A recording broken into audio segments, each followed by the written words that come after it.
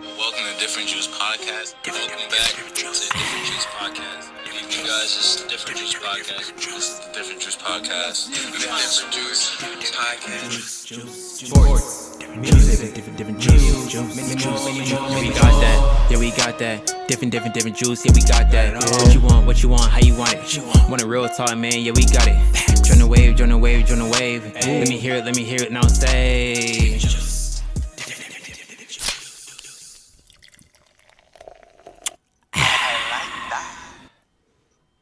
Welcome to Different Juice Podcast. Welcome back to Different Juice Podcast. You guys, this is the Different Juice Podcast. This is the Different Juice Podcast. Different Juice Podcast. Sports, music, different juice. Yeah, we got that. Yeah, we got that. Different juice. Yeah, we got that. What you want, how you want it. Want a real talk, man. Yeah, we got it. Join the wave. Let me hear it now. Say.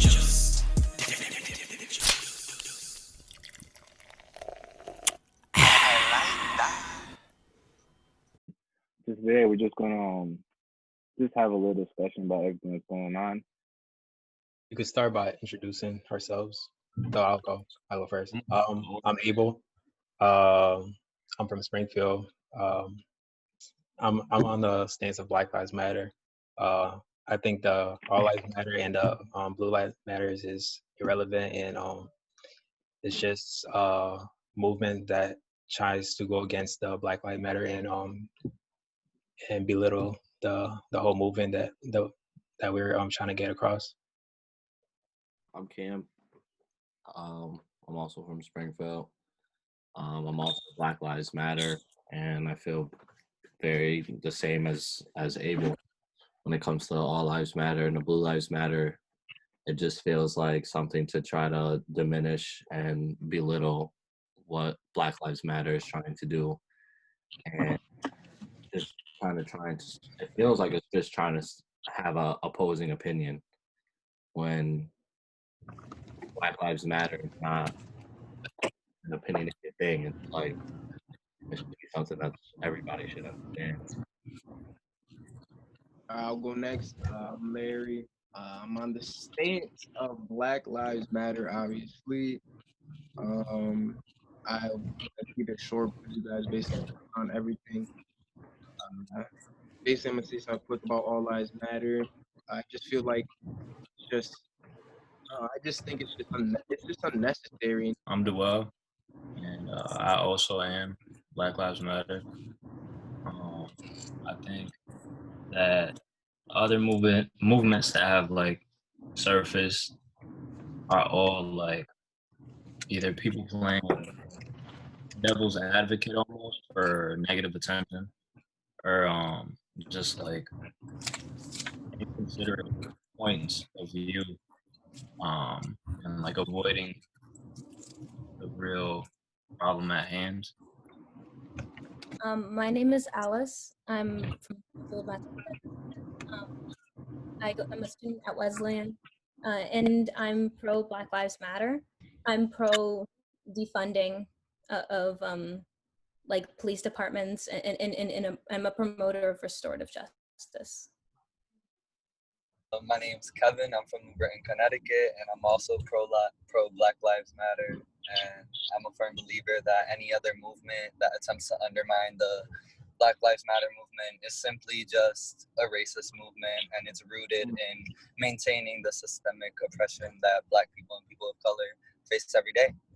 There's no ifs, ands, or buts about it when you're, again, debating human rights. I'll tell you right off the bat, with what Kevin just said about the if, ands, or buts, I think that's like the biggest issue we're having right now, as far as like not all of us that right now, but like as a country, we all have different point of views. It's a problem because it's like it's a yes or no, like racist, not racist type of thing. Like if you say yeah, but it's like, you know what they're doing is wrong, but why are you trying to rebuttal and defend that? Like, there's nothing about that should be like defended. if that makes sense. Like, Exactly. I think we tend to look at like what well I think what tends to happen in conversations that like are a little controversial is that like we sort of get into because we brought up this idea of that like people this concern about like no ifs or buts or like this dichotomy of like racist versus non-racist and I think we get really caught up in sort of these labels where people get so afraid of being labeled as racist and I think that's what kind of like hinders conversation and I think that like that we should look at racist as like a dirty word or like anything like that, but in the sense that like I don't know that racist is more so like a critique of your behavior and a critique of how you're operating versus like because like we live in a racist system. America it was founded on the oppression of people of color, Black or otherwise, and also like founded on homophobia and all these different things.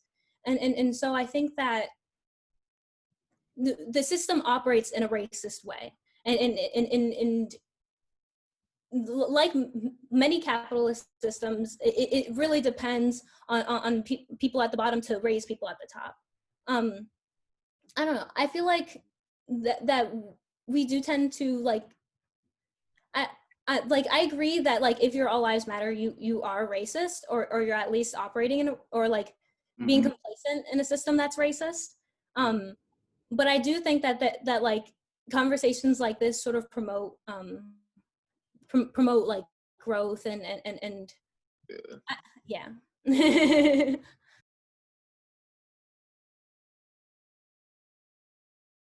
See, but that's when you got to look at the wording of it too. Like you have to understand, like historically speaking, white people have like persecuted people of color. They have oppressed them, not even in just like the way they interact with them, but just in a systemic way, as Alice said. Like this has been an ongoing issue for the past 400 years, and it's still going to continue on until we erase this system of oppression. You don't even got to look that far. If you guys live in inner cities, look at the lining of your political zones. Like salamandering, gerrymandering, like that's a real thing, and it's all racist. It's been founded on racist views, no matter how you want to coin it. Like those terms, white on black crime, black on black crime, those terms were coined to help fuel a racist point of view, in contrast to like a pro-black or pro-Black Lives Matter movement. You know what I mean? Yeah. I also think that like we have to really think about like, yes, black on black crime like exists, I guess, in a way that like, yeah, black people tend to be victims of black people on a regular basis. But we have to realize that like proximity is a thing, and like black people are just geographically located like closer to each other. So we're like not necessarily gonna be like going out outside of our neighborhood and like. Yeah, that's true. You know what I mean? I never thought of that. That is. And another thing is like you've never heard of white on white crime, so that also supports my point of that just helping fuel the racist, derogatory point of view. Like no way in hell have any of you guys heard like, oh, there's white on white crime. Obviously there is, but it's never mentioned. It's almost like it's well, never mind. This is almost like to cover what they're actually doing. Like you guys are killing each other, but why is it a big deal when we do it? You know, like I don't know if you guys could agree or not, but that's like, I think there is white on white because we got school shooters, we got serial killers, and like with the serial killers, like and the school shooters and like all that, like they don't get the same. I feel media also has a big influence on racism too, because you see like the way the media portrays after like people of color, like they portray us as like your president said thugs. Then when a white person does something, oh man, you know that's just how kids are. You know, they always bring like excuse, oh, they're just teenagers and this and that. I seen this video of how the comparison of how the media describes white protests as opposed to a black protest. It just like is really shocking. Like the black protests, the riots that's happening right now, or the peaceful protests, they say, oh, they're thugs, they're savages, words like that. But a few months ago, when we, not even a few months ago, probably like a couple weeks ago, when they had that the protests of that the white people were bringing like AKs and whatever to us to the government mad building. protests. Nobody said anything bad about, no news organization said anything bad about that. They were just like, The oh, president endorsed them. Yeah, Exactly. fine people. Those are fine people over there. Yeah. God. I want to go back to I think Alice said you mentioned the black on black crime is because of the proximity of the neighborhoods and who you're around. Like even that itself, you got to think like Redlining. exactly that's another form of racism, bro. Like it all stems from this bigger problem, and then you wonder like you're just placing an emphasis, like all you guys are saying, you're placing an emphasis on black because you're defending a different type of actual hate crime. This is like the first time I've ever thought of like deep like that. But my bad to cut you off, Alice. Real estate game is messed up when it comes to like racial injustices and getting approved for loans and where you can shop and all that. Like it's terrible. Like we'll like eventually all of us will notice that once we go to buy property. But like if any of your parents have bought property like in the last, you've seen it. Like you know when a realtor is showing you a house that's in your budget and they're purposely keeping you on a border or like off a certain street. Like wow, that's so true. Exactly. And the crazy part is like I feel like today in our current like political and social climate, like in schools and stuff, like we don't really acknowledge that that's the reality of our world because we've like contextualized it to become a part of our history when it's a very prevalent issue in our inner cities and even our suburbs. Like that right there just relates all the way back to white flight, which you learn about in like social studies, but nobody likes talking about it now because you know we're all progressive now. Just piggybacking off of what he just said, like the educational system has failed us in a lot of ways, the young community, when it comes to this type of topic. We learn, like from what I've come to notice and what I've come to realize since I've graduated, and I don't know what years you guys graduated, but well, most of you, I graduated in 2017, and for me, I've learned so much more like on the outside through the internet and things of that nature that I learned in high school. And then the stuff that we learned in high school, it feels like we've only learned a quarter or half of it. We've never learned the whole like thing to fruition. So it's like, so I can only imagine what these kids that are in school now are learning and looking at, like when it comes to this situation. Like for instance, like I read this thing on Gandhi the other day. I didn't know that he was A racist, rapist that didn't really care about anybody else. Like he did. We were learned that he was a peaceful protester. He did this, he did that, and he was doing the right thing. We were learned with Gandhi and MLK were on the same pedestal at one point. That's what we were getting taught. That's crazy. And I this made him Lincoln too. blown racist, and he raped people. He raped children. Like I didn't know that. So that's just or how about have you guys ever heard of Juneteenth Day? I don't. Yeah, I heard about seen that it circulating on Twitter. That I learned about that last year, and that's like a big thing. Like I don't remember off the bases, like off the top of my head, but how big of a thing that really is. I was amazed. Like, why have I never learned about that? So when it comes to the educational system, it's like it feels when it comes to these topics, they're either 25% at most 50%, or they're giving us what we think we want, and they're just not coming to fruition with it, which I think is just a failure in my eyes. Because that's true. You know what I mean? Yeah. And I think that happens with a lot of like public schools in America, because the government only teaches what, like they only test what they want on the agenda. And so like we're only doing SAT prep, we're only prepping for like MCAS or whatever standardized tests you do in your state. And then like and then we learn to that extent, but then we also don't learn how to be like functioning citizens, and we don't learn like, I don't know. I feel like when I like left high school, I did learn a lot of the things like about social and stuff like that. But I feel like these like, I don't know. I think these high school teachers are trying. I just think they're so restricted and they have to teach in such a short amount of time that they try to get whatever's out in front of us and try to like have us like get these good standardized test scores and then that's it, because like that's where schools get their funding from, like standardized testing. That's really all they care about, like the test scores Their and pay too. That's crazy.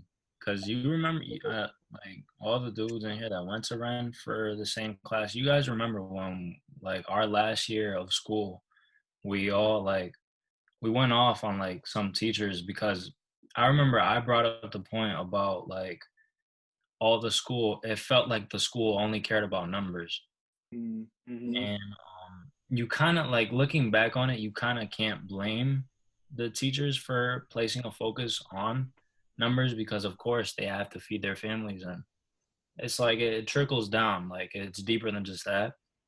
But it's all a part of like the way these systems are set up to like throw us out into the real world without being prepared and having a disadvantage in comparison. Like, bro, when I got to college, all these kids that came from different like cities were so much better like prepared for everything in school and in life in general.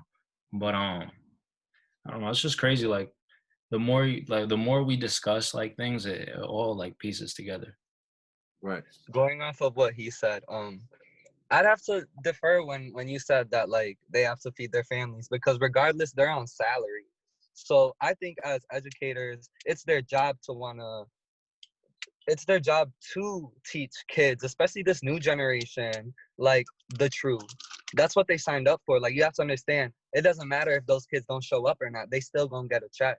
Mhm. Especially if they're in the inner cities. Like I've been to so many schools up and down the East Coast, and being in bigger cities, like you can see the difference between like a teacher that cares and a teacher that doesn't. Because quite frankly, like you said, it also has to do with funding. Yeah, but when you have a bunch of kids that come from an inner city, there's usually not that many resources for them. So like you said, it's based on numbers, but it's not necessarily because they don't get their money or their salary. It's just because that the state is pressing them to, you know what I mean? Yeah. It's a job that they have to do. But like I don't know if like you guys remember Miss Alvarado? Yeah, that's what I was thinking of. She was very like She played focused the whole. on like being woke, like the whole woke movement. Like she was around when that started like becoming a thing, and she stuck around for a year, maybe two. I think 2 years. Like I feel like these teachers that we're talking about that are like providing us with like certain nuggets for life, they don't last. Like They don't last long. Yeah. they don't last. Yeah. I I hear. don't know. I think like it also depends too, because I think like, for example, Miss Dill, if you're listening, you were a good teacher, but like I also think that like it depends on like the teacher's like political stance, and then also like sometimes their ethnicity I think factors into to it too, and like their race and whatnot, because like we definitely have like we've had teachers at Renaissance who are white and like kind of woke, I guess. But like they taught the curriculum in their own way, and like I feel like the principal, well, Miss, I don't want to keep not name dropping, but like I feel like that like they had longer careers at schools, and versus like Miss Alvarado or even like, I'm trying to think.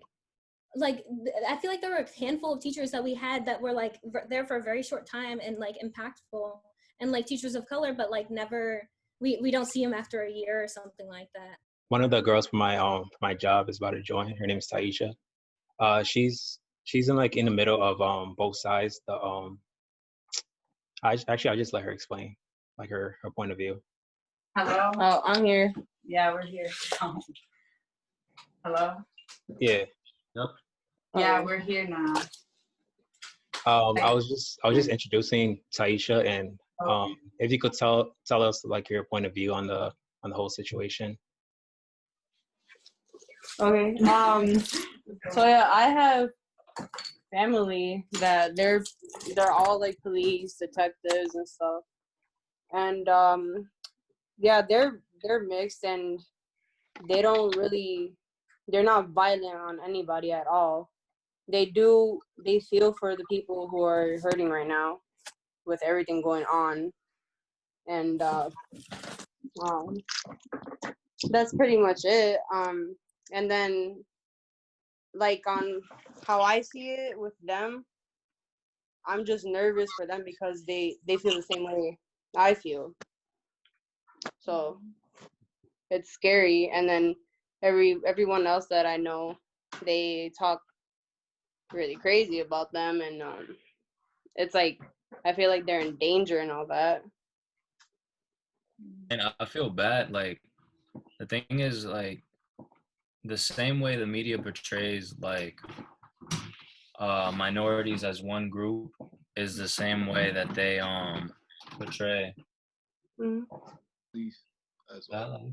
It's the same way they portray like cops as all bad sometimes or all good, or like we always have this like stickler way of grouping everybody into one group, and like we forget that there is good cops or that there is obviously good minorities, and like I don't know, we just have to be a little more mindful of that. And it's hard in times like this because we're so like we're desperate for change and like well-deserving change. Like that's the thing. You want to take out like all that anger on like the police, so to say, whether or not they're good or bad, and that is dangerous. That's what she was saying. But yeah. Oh, also there's another person here.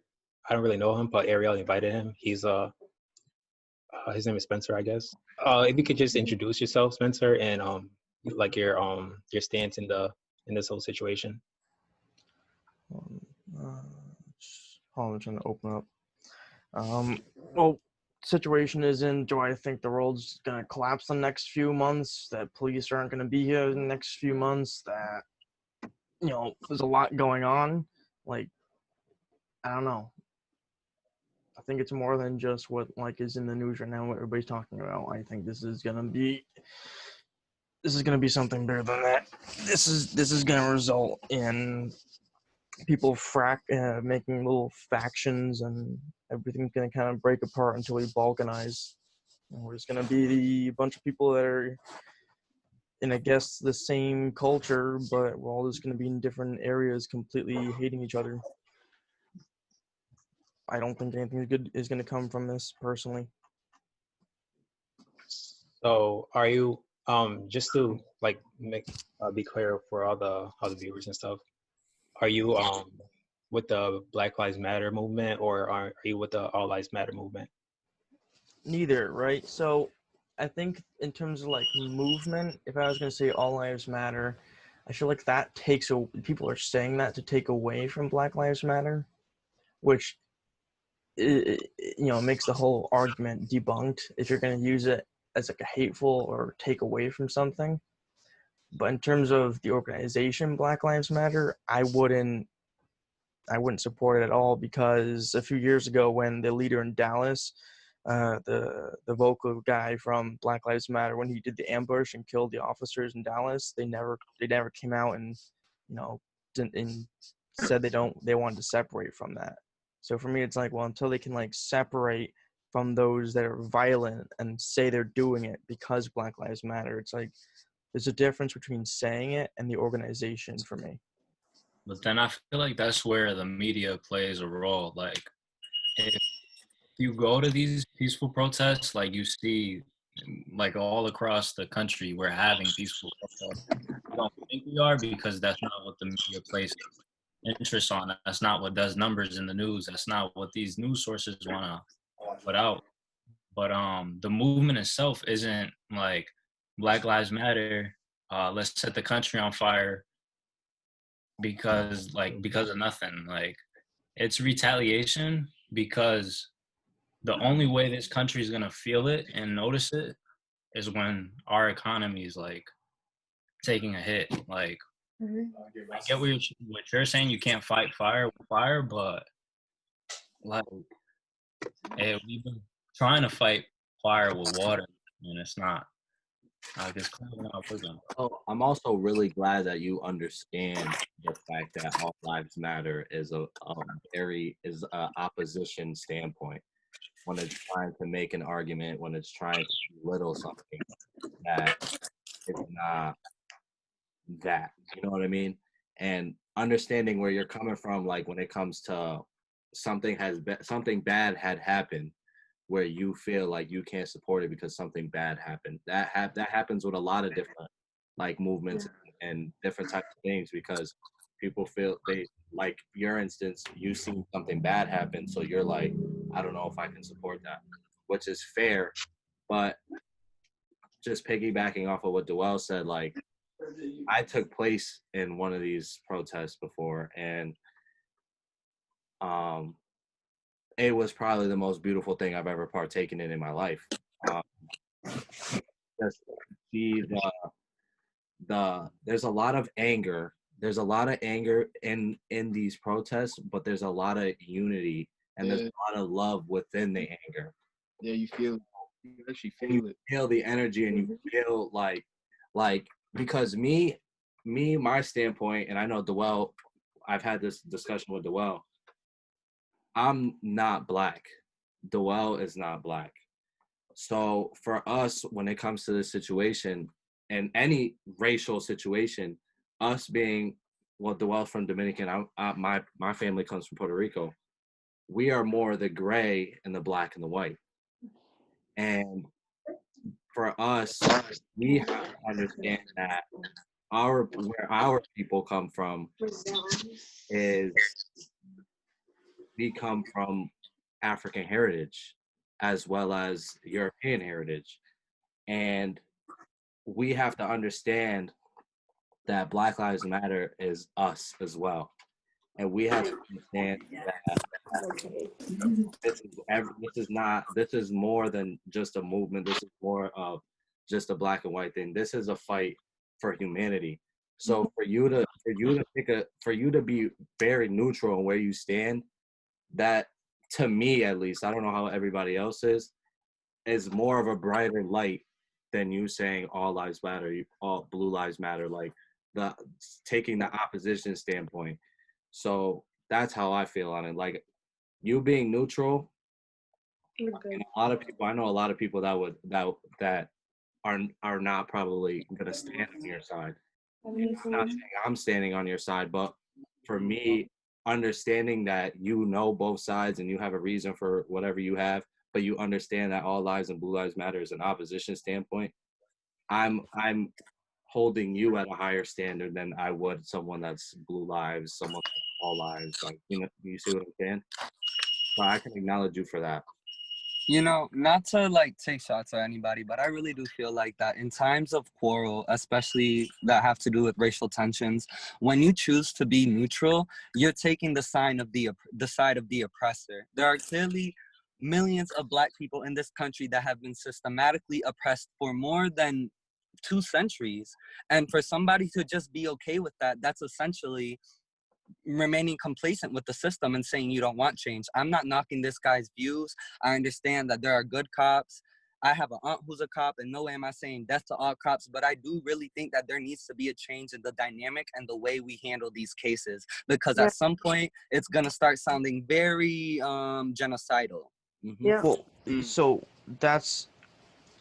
you know how, have you ever tried talking with somebody about politics who just doesn't want to talk about it at like a family occasion? Or like, have you ever tried talking to a coworker about like an issue in the workplace and they just don't want to listen to it? There's doing that because they know they're right or wrong, or there's a given, kind of a pushback or immorality when it's, I'm not saying it's right or wrong, right? But with pushing something on somebody, whether it's right or wrongly needed, and just doing that will create a wall. So that's what it's like. Okay, well, no matter if it's politics or if it's something like this, what if it's anything, when you push something on somebody, it immediately creates a wall of pushback from them, and then it will create another wall on the other side. And But black people aren't building a wall. They're not asking for anything yes, crazy. They're just asking not to be killed. So if anything, that wall is being put up by people who have privilege, who just don't want to listen to real world issues until it starts happening in their own communities. You know what I mean? Like, I understand your point of view, but you have to also understand that white people do have a higher amount of leverage in this society, in America, till this day, than black people. Like, and that's my issue with the whole all lives matter movement, all types lives matter movement, you know? well, again, with the idea of the middle, right? Because I'm gonna apply this to politics.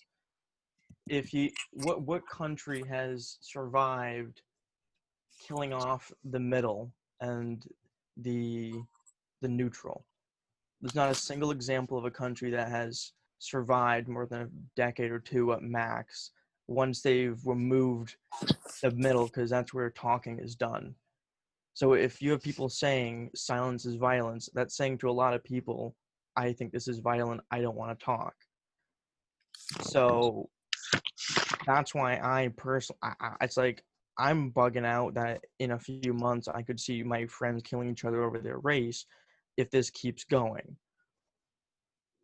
I think The I way can it's going now, not like in general, but the way it's going in my, from what I'm seeing.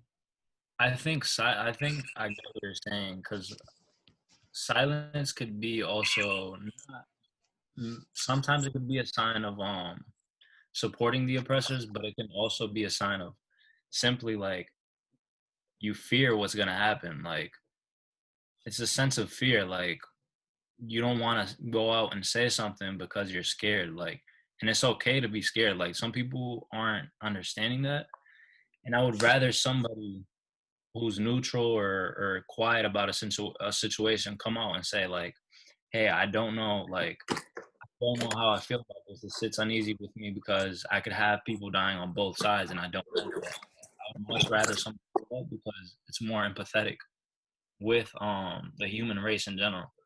But when you don't go out and you don't say anything at all, it's like it's like I don't know, it just sends a different energy, you know what I'm saying?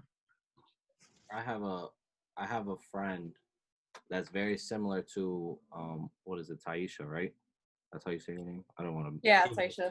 So, like she said, she has relatives that are police officers. So I have a friend that his father and his sister are both police officers in Springfield. And he is looking to become a police officer, and he's been doing that for a long time. And this is just something that he wants to do in life. And I had a discussion with him about it, and he's been one person that is very, very quiet during the whole situation. And I wanted to know, just like Kevin, just how Kevin is real standoffish, because silence, like he said, silence is violence. And there's a lot of people that are being real quiet that we know shouldn't be quiet in a situation like this. So I asked him, I'm like, yo, why are you so quiet in this situation? And for him, his answer was, listen, I have people on both sides of this, right? I love people that are police officers, and I love people that are friends that are fighting for their lives every day, because the one bad apple is on the surge to make a mistake again. You know what I mean? So for him, him wanting to be a police officer and having a foot in the door and stuff like that, he doesn't want to say anything that will ruin his future, which is also very understandable. But when it comes down to it, like, as long as somebody talks to somebody, like being silent, for me, I for somebody that I know that I need them to speak, for them to be silent is hurtful. But when you know that someone has a standpoint, like that they can't really say much because they don't want to disrespect nobody on the other side, because they have a lot of love on the other side, but they don't want to disrespect somebody if they don't say anything. I feel like there's a gray between the white and the black. Like just like Taisha, she is probably really on the fence because she has family here, but she has loved ones and feels for herself every day. So when it comes to like the silent situation and being in between, like I think you just have to really know what's going on with whoever is silent. You know what I mean? Because just attacking somebody for being in the middle, you're like, damn. But then once you hear somebody's standpoint and you see like they're hurting for both sides, it's like maybe you should stay silent. Maybe you should. But it's tough being in the middle, man. It is.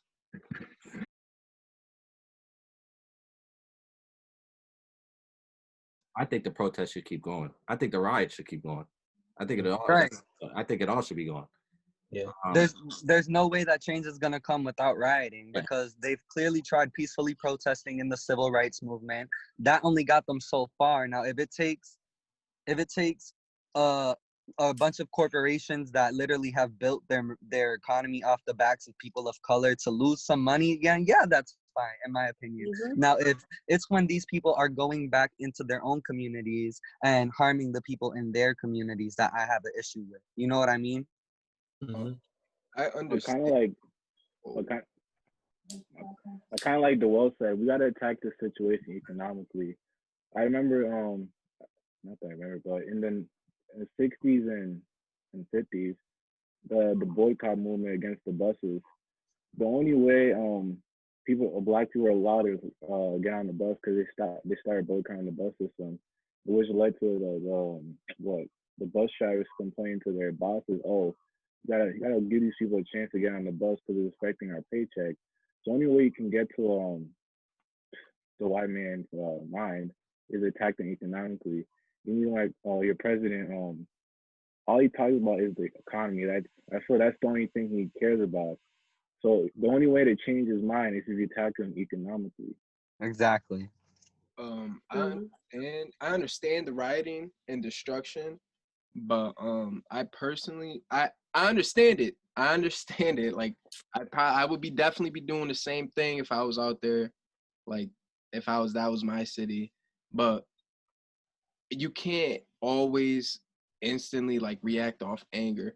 I understand it, but I think that I don't think that's like the answer, and I get that it will get a lot of attention. But I think we just have to sit back, continue to do the protest, and figure out ways, for lack of a better word, to kind of like attack on the inside. Like, Man, yeah, Mhm. we had that's- to. What? people are doing things that I agree with you, because that's the thing. Like, I feel like cities are doing things like just like in the moment. Like, Hmm. bro, like we're not planning for anything that comes after this. Like, Yeah, we had to take a step back, I feel like, and just think of what steps we could take to dismantle it from the bottom up, not just bang, just run up in there and freaking start blowing everything up just for Me. for quick relief. We have to start thinking long term. We have to start thinking of people that we're putting in offices. We can't be thinking about burning down stuff right now. I understand it, but I don't know. My fault. I didn't mean to cut you off. I think the way we should be conceptualizing it is through the lens of like uprising. So we have to, well, right. So right now, America is a dictatorship. We Basically. transitioned into a dictatorship when Donald Trump enacted martial law and turned the military on its own citizens. And so in looking at it through sort of like that mindset, we have to realize that like the way that people in so many other countries have sort of transitioned into a democracy or promoted regime change or promoted or promoted like policy change has been through revolution. Exactly. And so like for example, one area of study that like I've been looking at specifically is South Korea. And South Korea, like different from North Korea, it is a democracy and has been for 50 years. It started out as a dictatorship, but through so many like student protests and uprisings, and yeah, some ended up being like very, very destructive for the like when it comes to the Korean economy and stuff like that. But I think through that way, like Korea was able to sort of like garner international attention and then get international aid and then sort of like move up on the scale and become a democracy, and like which promotes human rights. And so like I think both things are necessary in order to promote change, because we Yeah, see I like agree with Alice. I'm confused on the North Korea example. because I think one of the things that we realize is that like we've been protesting, we've been rioting, and now like for example, in Minneapolis, they're defunding certain parts of the police department and reinvesting that money back into the community. As they should. Yeah, and also in LA and I think in New York, they're starting conversations about it. And I know in like where my school is in Middletown, Connecticut, that like the Black Student Union is like starting conversations about it too. So I do see like results coming from like both protests and rioting, because like rioting sort of like hurts conglomerates specifically, like economically. And so I feel like I feel like both are necessary for a revolution and for some like systematic change or Oh, my bad, Alice. I don't mean to cut you. no. I have a question. Do you feel like that when we're doing this rioting and stuff like that, we're feeding into the stereotype and making people think of even less of us? No matter what, they're still gonna. If somebody is stereotypical, they're still gonna have their stereotypes. I feel like if it wasn't for the riots and if we just stick to peacefully protesting, it's not gonna.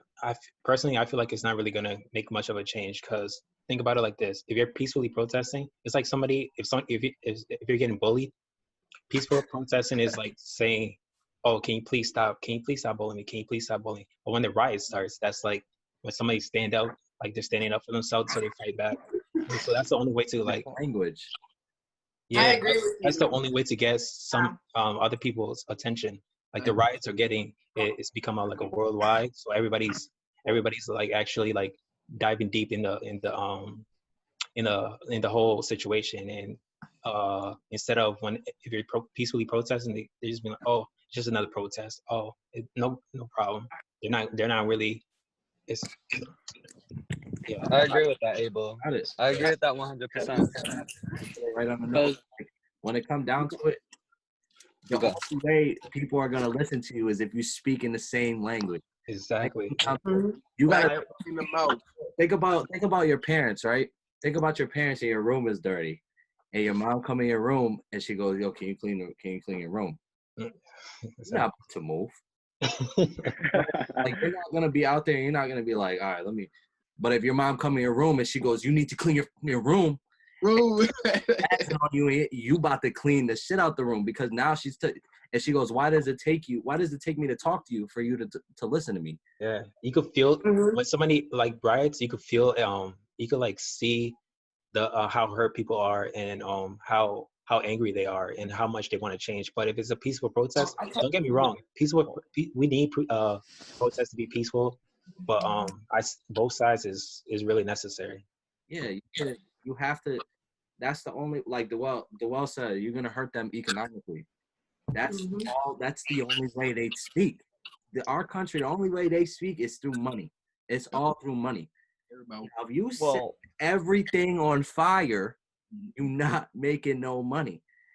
Now, when it comes to destruction and it comes to the rioting, they asked that cop to please get off this man's neck. Exactly. He ain't want to get off. He actually smirked and just looked like, yeah, all right. Yo, can you turn around and help him get off him? George Floyd got on the floor and was on the ground saying, yo, I cannot breathe. For 8 minutes. Can you please get off me? 8 minutes. 46 seconds. 3 minutes and like 30 seconds of that, he was unconscious. He asked 5 minutes, please, can you please get off me? And nobody, he wasn't fighting, he wasn't resisting. He was scared. Yo, I can't breathe. I can't breathe. People recording, yo, get off this man. Nobody's listening. Now we're listening because they set the target on fire. Now everybody's listening, right? Well, That's facts. They have to. See, but that's the Spencer's, thing. Spencer's Like, trying to talk. oh, I'm sorry. well, so Can't it's tell like, you. okay, if I was gonna say, because I know, I think it was either Detroit or Minneapolis, right? I think it was one of the two had a riot or enough riots in the last few days where the Walmart and Target said they were completely pulling out, and a lot of people in the community are saying, "Wait, what?" Because there goes cheap food, cheap clothing, cheap stuff, jobs. I would, and it's like, so if it does, it's like, okay, so it will hurt you in the end, but it could also benefit you.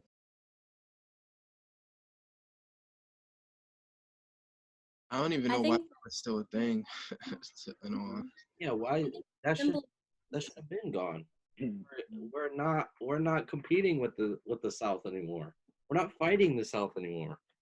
A lot of the music that we listen to comes from the South. A lot of the influences that we have come from the South. So for people to still have that hate and not have been taught that no one human being is different from the other, like that should have been gone. It should have been gone. It should have What were been you saying, gone. Spencer? Well, But it's again, like, it proves to show that like America did have these values, and like although I'm happy it's gone, I refuse to let it like be erased from history books either, because the same way you guys were saying, oh, about time, is the same way we have to acknowledge the institution that it wanted to represent and why people were really clinging on to that part of history and their quote unquote heritage, because it represented a dynamic where they had complete control over the southern area of our nation. oh, Hi, Key. Yeah. Right. I why is yeah. I think the why is so important though, because like I think without looking at the why, then it's just like, okay, it means nothing. You know what I mean? Like I think we have to really like I think yes, it's long overdue. But I also think that like this is like it's not fixing something. It's something to, I don't know. I feel like It's gonna hide it. It's well, just do you like, think it can have you're dual dated, shut up meanings? now. Hold on, what's Spencer? Wait, Spencer. Do you Spencer's think trying to that? Do talk. you think the Confederate flag has multiple meanings in the current world? Not what it maybe started as, but in the current world, do you think it has multiple meanings? I mean, it could, but what What's meaning? the multiple? Well, You it's like associate a flag with the I would history of consider something. Vice News a very unbiased or left of center news company, and they went down a few years ago to see, do Southerners in the South see it more as a racist symbol, or whether it's right or wrong, a heritage symbol. And I saw black, white, and indifferent people all saying it's heritage. Now, if you come up here, it means hate. Now, even town to town, door to door, some people say heritage, some say hate. If that heritage means hate, that unless they're preaching it, maybe they've fooled themselves into believing it's more of a heritage thing. So now you have, whether it's right or wrong, some people that do believe it is. And if you tell them no, it's like the Gadsden flag. The Gadsden flag has been used by white supremacists, but we don't demonize that. Should we get rid of the Gadsden flag, the "Don't Tread on Me" flag? I think How does the Confederate flag reflect your heritage? Yeah, what heritage? What heritage are they trying to say? Well, if I'm correct, it started from West Virginia, right? And it started as, okay, we're 13 states leaving, right? And they left, obviously, we know that, to protect slavery. And well, the whole argument is, did the North join to defeat slavery, or did they more join to,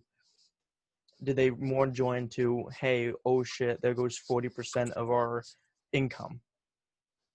Clearly both, because there were white abolitionists in the North, and that was a popular a movement that was becoming popular at the time. And also, you also have to look at again, what it represents in its final context of things. Now, in our day and age, in mainstream belief, that flag is associated with slavery, racist beliefs, and the KKK and things of the nature, which is why we need to be sensitive of the amount of people that it's insulting and what it came to mean and represent in mainstream belief. I think I fully agree on what Kevin is saying. Just because, Spencer, I see where you're coming from, because I reacted instantly when you said it, because we don't live down south. We're not down south. We come from Massachusetts, one of the most richest, like, when it comes to education, when it comes to a lot of things, Massachusetts is a top tier state. And with us, that flag symbolizes hate, and it symbolizes people that don't see unity, people that just, like the KKK, for example. So, but we don't live down south. We don't know how those people look at that flag. We don't know how they made that flag a part of their own culture. But when Kevin talks about understanding it in its final stage, that's the context that we need the most. Because when it comes down to it, when there's the white supremacist protest, what flag are they flailing around? Well, Flag. I mean, I've been to a bunch of metal festivals in Europe, and I see the Confederate flag on a lot of people's vests there. And I've asked them, I was in Sweden, I said, why do you have a Confederate flag on your metal vest? When I was at Sweden Rock Festival, and the guy said to him, that is in essence the idea of American rebel, I'm a rebel. So, and that's because when it comes down to the history, they decided to split from what the North wanted to do. They were the rebels in the situation. They were the ones fighting what the cause was. So if it comes down to it, it's all gonna negate on something. Like, it's all gonna turn onto something that's not like something. No. It's not something that everybody is going to embrace. It's not something that everybody is gonna be like, oh, we can make a spot. We cannot make a spot for that, because like Kevin was saying, in the final form, it's put out to diminish people. It's put out to hurt people. It's put out to put a wall that you were talking about between people that don't need a wall. I think it's good that the Confederate flag has been taken down, but I think we, like, alongside that, we have to address all of these institutional reasons why people cling on to it, like Kevin said earlier. Because I think it's really important to sort of like get at the system, and instead of doing like these sort of band-aid kind of like moves or like these symbolic moves, you know what I mean? Like, for example, in DC, it was like the plaza or the street in front of the White House, something like that. The area where like Donald Trump took a picture with his Bible in front of the church. They named that area like Black Lives Matter. And it nice. Like, I'm glad they did that. Like, I guess for the movement, but I feel like there needs to be some actual change alongside that, because like when we take down these things or like put up like or like name schools after people or do all these kind of things, I think we need to like have something that follows up, because at that point it's not really changing anything, and it's more symbolic. I agree. I think people like us, we settle too much for the simple symbolic. Like, when I went to the peaceful protest in Springfield, we were gonna settle and go home if a cop took a knee. We were settling, and that's not what we don't need. It's cool. It's cool to see the videos on Twitter that go viral that got the police on one knee with the people. It's cool seeing the police walking in the protest. It's cool to see the National Guard there protest on a knee or chanting with the people. But like, we can't settle for that. We can't be like, okay, they see what we're coming from, and that's that.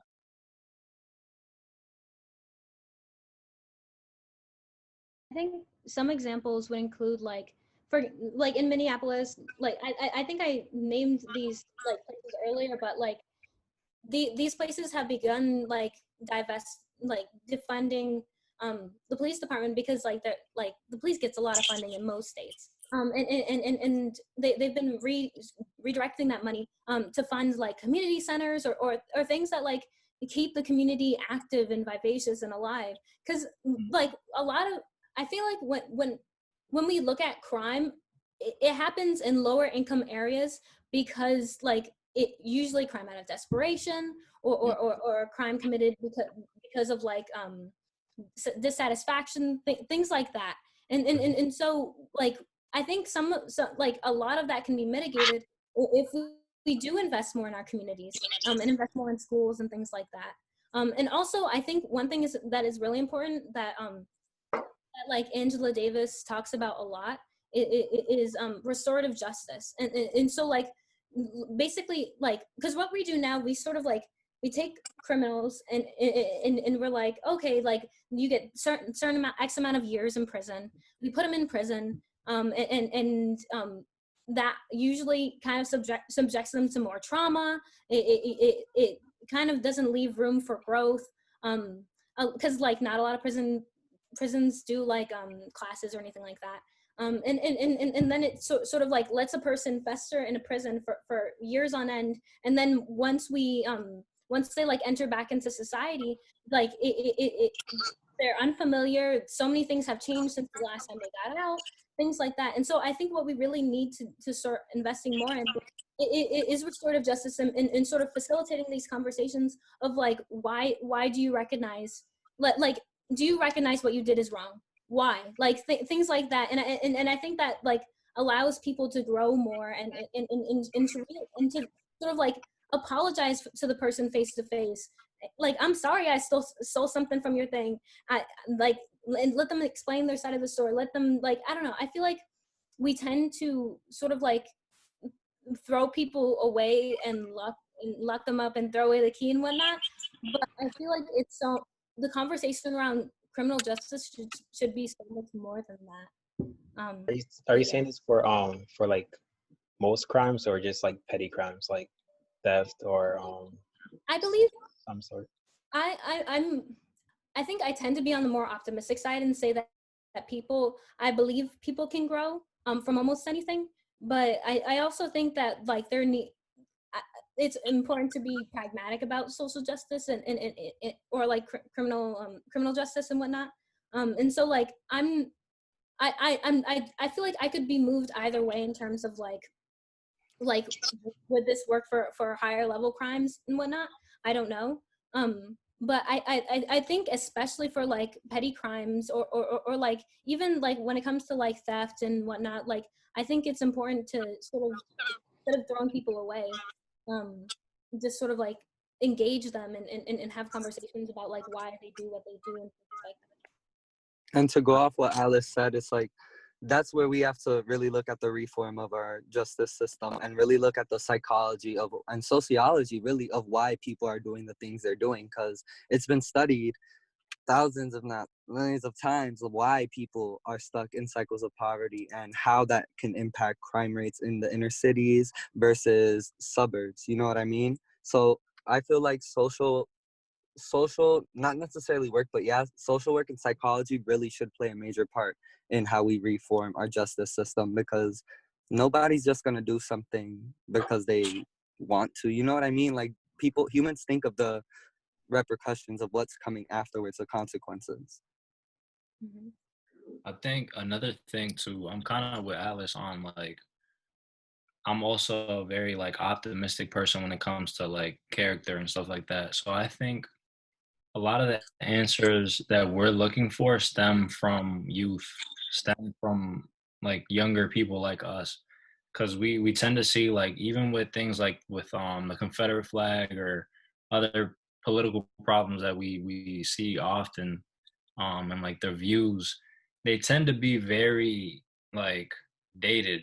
And you look at like the average age of like the political figures in power right now, like it's absurd like that it has to be somebody in their 50s 60s that's working in today's day and age when they don't really understand everything the way the youth does, if that makes sense. So like I'm more confident that there's a lot less racism and other problems in our generation. I don't know if that's Yeah. like I can't just say that's fact, but I feel like there's a bigger movement happening now than there was before. So that's it To feels answer my fault. What were you saying?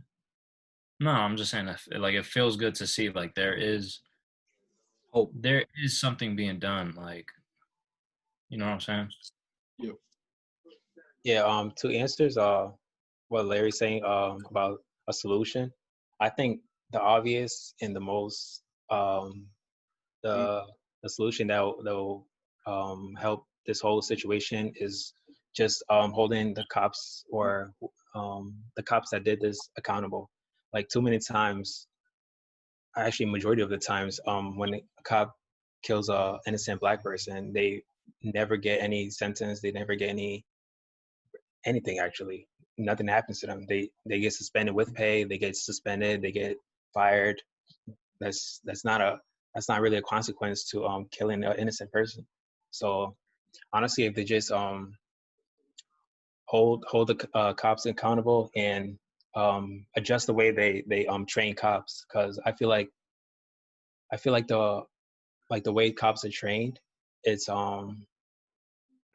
is a reason to some of these innocent people getting killed. Like as opposed to getting 5, 10 people on one person, there's really no need for that. And um, just changing the way cops are trained and will probably do will probably decrease the amount of innocent black lives that's being taken.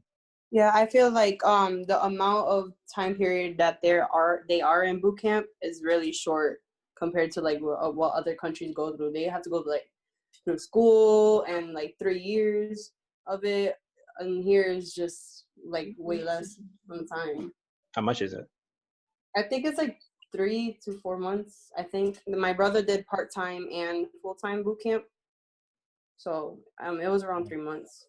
There's cadet programs. Like I know Larry remembers. Like there's cadet programs where you go through them for a year and you're on your way to becoming a cop. Like and it's silly because for the same amount of time, like becoming a barber took me 15 like it takes 1,500 hours, but a cop could go through maybe 1,800 hours and like patrol the city and serve justice. Like Yeah, yeah. Um, I mean, I like what you guys are saying, but I disagree with the training part. Because honestly, if you look at the situations, it's all a humane mind thing. Like you can go through trainings, like for example, let's say I hate white people, okay? And I can sit in a class, a teacher can tell me all the good things about white people, and it's my choice to change my point of view. Like, so what I'm trying to say is that you can't change a human being's mindset. Like, Yeah, you but can I go mean, you can go through training and all this, but it won't change anything. But basically, Agreed. I feel hopeless because like you can't change a human being's mindset. No matter how much you protest, no matter how much you cry, you plead, there's no possible. Like, nah, I disagree with you. No, I Yeah, agree with me that too. heavily. I feel like you can change a person's mind. And on the police officer thing, I feel like it depends on the chief of the department, because like Holyoke, he went out of his way and posted online saying that they don't, how can I say this? How can I put this? They don't want any violence or anything like that. They're with the people on the movement, and other places they're not really speaking on it or anything, and they're like making their employees not speak on the movement or anything. That's why a lot of people are silent. And just like earlier what we were talking about, it's not okay, but I get why they're silent. They don't want to lose the job or anything, and it also depends on that person's life and what they're going through. So that's just my point of view on it. But I feel like if it's possible to change somebody's mindset, why is there still racism? Well, why is there still murder? We tell everybody from day one, don't kill people, and people still kill each other. Yeah. Like there's still racism, there's still murder. Like people know it's bad. Like why do you still do it if you know it's bad? You can constantly tell me, oh, don't kill this person, but it's my choice to choose. But when it comes down to it, you're doing a job. You know what I'm signing up for. Yeah, racism, the belief of racism, that is not a job. You're not getting paid to hate people. You're not getting you know what I'm saying? Like when you're a cop, you sign up to be a how do I put this? Like a public server. Yeah, a public to serve some sort of justice in the area. When it comes to training, you could put somebody through so many things that it becomes muscle memory to the point where it's like, okay, I know how to handle this person regardless how I think. Like you can same thing when for example, when we play basketball, you're training every day to the point where you don't care who's behind you or who's in front of you because you're going to do what you got to do. So when it comes down to it, when you're a police officer and your job is to be a public server and to serve some sort of justice, when it comes down to it, the training should get down to the point where it's like, you shouldn't even have to really think about like whether you hate this person because of the color of their skin or not. You should think about, how am I going to handle this position I'm in, and how am I going to get through it? Yeah, and going off of what Cameron just said, like if say cops get like a rigorous training, like that, a really good train, if for example the George Floyd situation, if those cops would have went to, I don't know how the training was, but if the training would have been would have taught them to, when you see a situation like that and you see 4 cops or 3 or 4 cops on one person, and that other cop that was standing by, he should have went in and say, get off of him. Like they should be trained. It should be training to know not to put your knee on somebody's neck. I know, that's what I'm saying. The cop that was standing by should be trained to step in and say, oh, get off of him, or obviously his knee is on somebody's neck. You need training. No, I'm not saying you need training. I'm saying like it should be said that, oh, this is definitely not right. This if you do this, these will be the consequence. Obviously it's common sense, but if not everybody got common sense, my boy. You said what? Not everybody has common sense. Exactly, that's what I'm saying. But if you make it bad, if you say this will be a consequence if this situation happens, then people that will get them thinking, oh, I see what's happening. If I don't do something about it, I'm gonna be at fault, so I'm gonna step in. Obviously, it's common sense to us, but obviously it wasn't a common sense to that guy that was standing there. You shouldn't be in that position. You're literally killing somebody, like innocent person. Yeah, that's what I'm saying. Obviously, it's common sense to us, but it should be. Not everybody thinks the same. If that cop was watching it, if he would have thought, oh, this would be my consequence of doing this, maybe he would have stepped in. Obviously, he should have stepped in no matter what. That guy shouldn't even have been a cop to begin with. He was already part of. Yeah, that's what I'm saying. To begin with, but that just shows the bias towards white cops in our society. Essentially, it all boils down to that, and that's the dynamic we need to change. We need more representation of people of color from different communities in the police force. But I agree with what Kevin's saying, and I also want to go back to what Cameron said.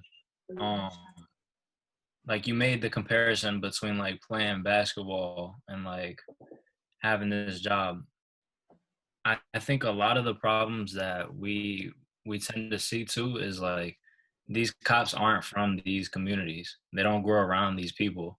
Exactly. Like, they'll go to school if they go to school for criminal justice, or they'll go to a cadet program somewhere else, and they've never been around people of color. Like, but my question is, you say you I've been around a lot of white people in the suburbs. Have What was I? that? Wait, say that again. Because I went to a town thing on this, right, and I felt like I was the only one there that wasn't in agreement on everything, right? And somebody there said 3/4 of white people would not consider themselves having a friend that's a minority.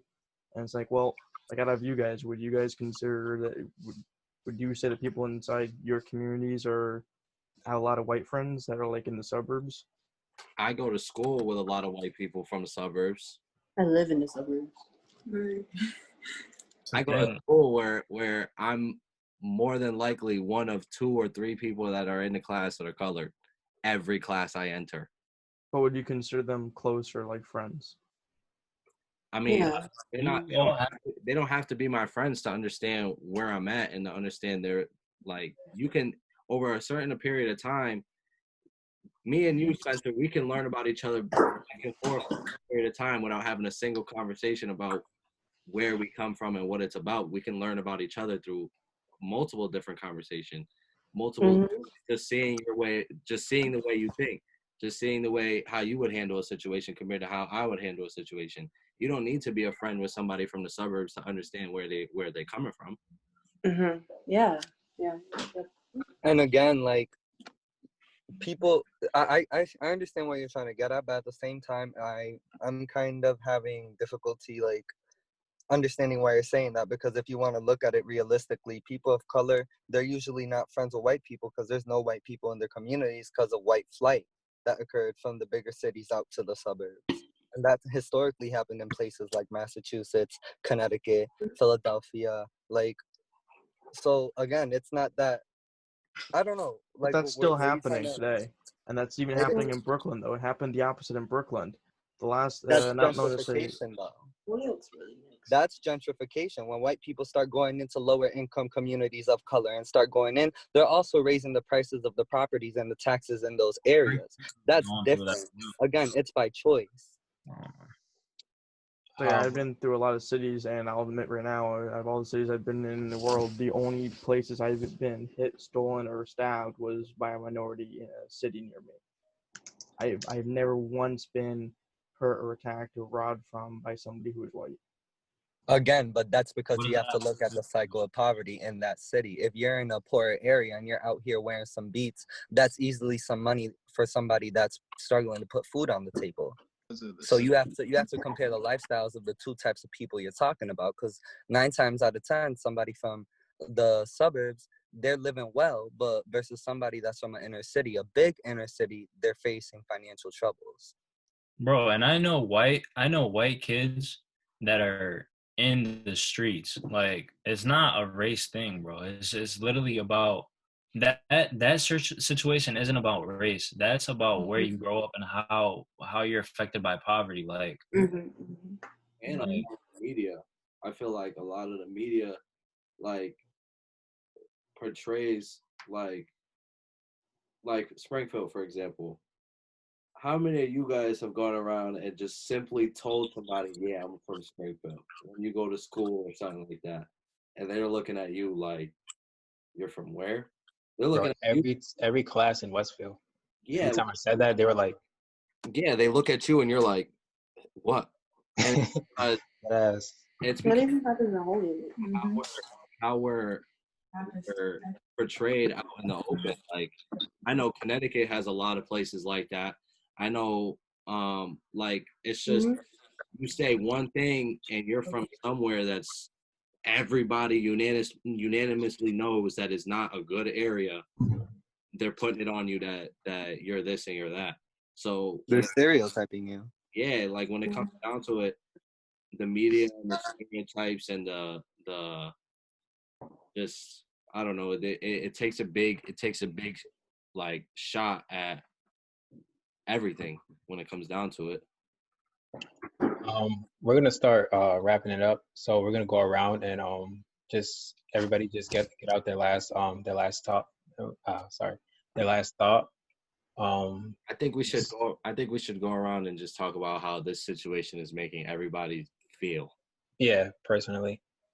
Because So, I know when it comes down to it, and I've had a few conversations with a few people about this whole situation, it's very eye-opening when you have a conversation and the literal question is, how does it make you feel? How do you feel? So, I mean, Wasanga, you're the first square on my thing. So, I mean, if you want to just start it off and I'll go right after you.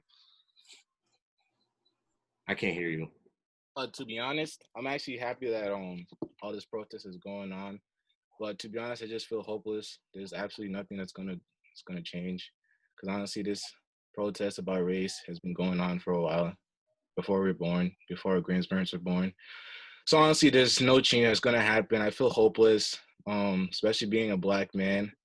It's so tough, man. Like I can't even go to the store without feeling some kind of tension. Like the neighborhood I live in right now, it's a East Line Meadow. So I can't even like play on the street. I can't even like take a walk without feeling like, yo, someone might call the cops on me. Like I was riding on my sister's bike, and like I was riding around the neighborhood, and just I see like the neighbors just look at me, because it's a predominantly white neighborhood, and I just feel like I'm scared, and like I just feel hopeless. Then I go into the stores. There was a time I went to CVS. I just felt I was being watched. Like it's just tough being a Black man in this country. So to be honest, I just feel hopeless. Nothing's gonna change. We can do all this talking and nothing's gonna change.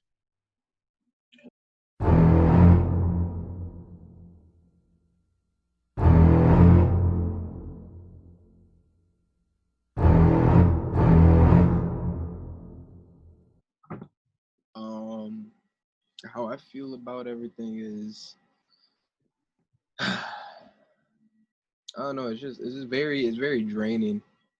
Very draining seeing all this stuff reoccurring. It's like when when is enough enough? Like when are people gonna grow up? It's like it's just disgusting to see how the way some people actually think, like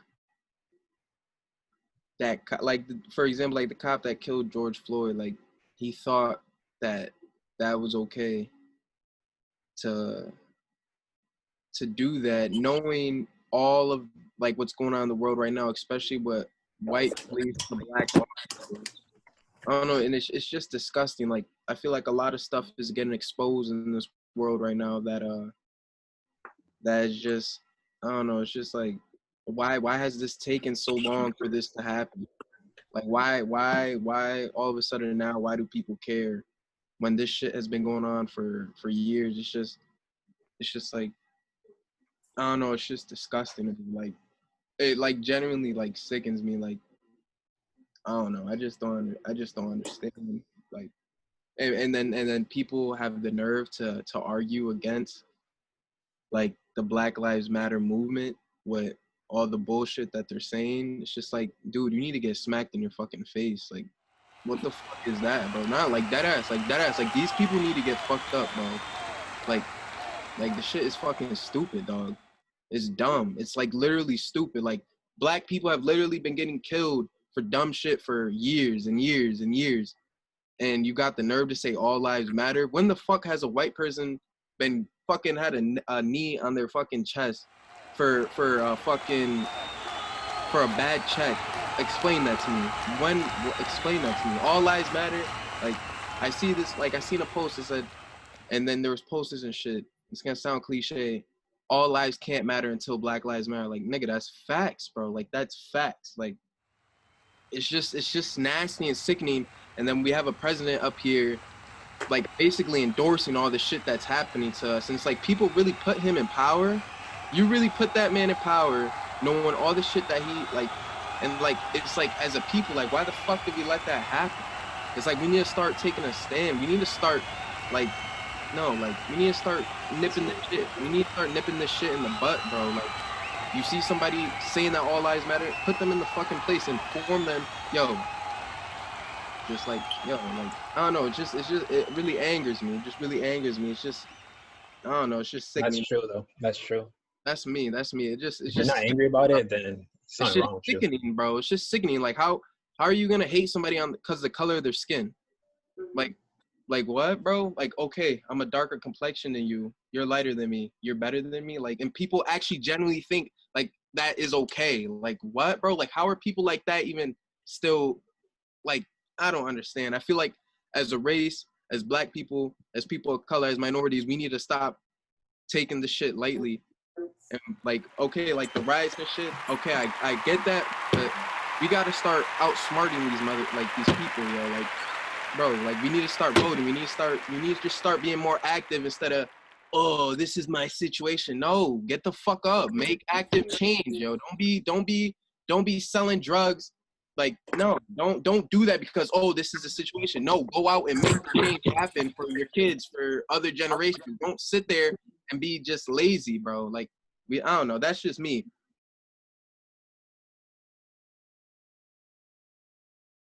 It's on or anything.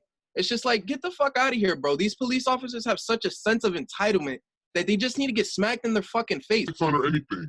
It's just like, get the fuck out of here, bro. These police officers have such a sense of entitlement that they just need to get smacked in their fucking face. Officers have such a sense of entitlement that they just need to get smacked in their fucking face. Like, all these stupid ass people that are cops and thinking that they can run over and do whatever the fuck they want to do, they all dead ass. They like literally take that badge and your gun off, and you need to get smacked in your fucking face, yo. Like, that shit, like, I'm dead ass pissed off right now, nigga. That shit is stupid, bro. It's dumb. It's dumb. Not like, I'm tired of it, bro. I'm tired of it. Like, this shit's been going on for years, dude. Like, I'm only laughing because I know you. That's the only reason why I'm laughing, because this is you. So yeah, nah, like, for real, bro. Like, I'm tired of it. I'm tired of the way that people think. Like, it's just so nasty, and that people are actually sitting there backing it up. It's like, dude, we're living with these type of people, and that's their mindset. Like, how are we all supposed to thrive and prosper as a unit, as a whole humanity, if people are coming together and saying Black Lives Matter? Oh, but wait, all lives matter. Like, what the fuck is that, bro? How the fuck are we supposed to grow? Like, some Black people got that same mindset. That all like, lives matter, we're not being oppressed. Like, come on. Shut the fuck up, bro. Like, if you don't think that we're not being oppressed in any way, shape, or form, you're literally blind and you're dumb and you're falling into the trap that they just set perfectly for you. That's me. But anyways, I don't know. I just got emotional because that shit, I don't know. All this stuff really just pissing me off lately. That's how I feel. Agree.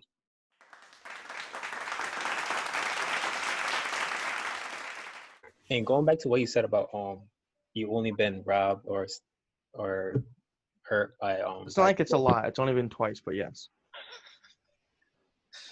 Are you talking to me or?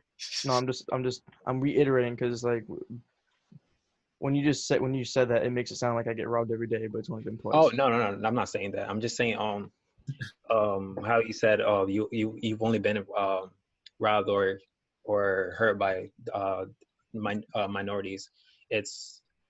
I feel like those situations shouldn't change your way, shouldn't make you think that all minorities are gonna harm me, all minorities are gonna do this to me. Well, if I'm around white people, I feel perfectly safe, because I feel like you shouldn't think like that, because there's a lot of, like I was saying before, there's a lot of white people that will rob you the first chance they get. There's a lot of white people that will lie to you the first chance they get, and there's a lot of black people and people of color that will be really honest with you, that will support you in whatever you do. But it just goes back to the amount of interactions you have with a group, with the minorities, because if you just base your judgment on the very few people that you interacted with, it'll be really bad. And yeah, it wouldn't be fair. Yeah, it wouldn't be fair to like us in the group chat, like, because I never met you. I've never except through this call, but I would never rob you, and I'm black, so I would never lie to you, and I'm black. So I just want to get that point across. Mm-hmm. About wrap it up. Yeah. Any last comments or questions or whatever? I'm really thankful for our guests. Yeah. Shout out to Taisha, Spencer, Kevin, and Alice for joining. Yeah, it's been, like I said, I enjoy this topic of conversation just because you get a lot of different standpoints. You get a lot of understanding as to what people are dealing with. And all of you guys were really well spoken. You guys got points across. You guys backed each other up. You guys backed us up. You guys came and did, especially for guests, like group of guests to have with us. It's really been an honor. I really thank you. Thank you guys. Thank you guys. Appreciate it. Reading this statement. So, all right. I feel yo, like this discussion last- was very healthy. Yeah, it was. Sure. So thank you guys for coming. I appreciate it. Kev, you're a smart dude. Spencer, you're a smart dude. I'm black. I love you. I don't think anything of you, even though you might like that. Yeah. I think of you as a human. I hope you think of me as a human. I hope you think of all of us as like not like just don't think anything bad of just because we're minorities. Taisha, Just get to know. yeah, get to know somebody before you have that Notion. yeah preconceived notion. But thank you for sharing your opinion.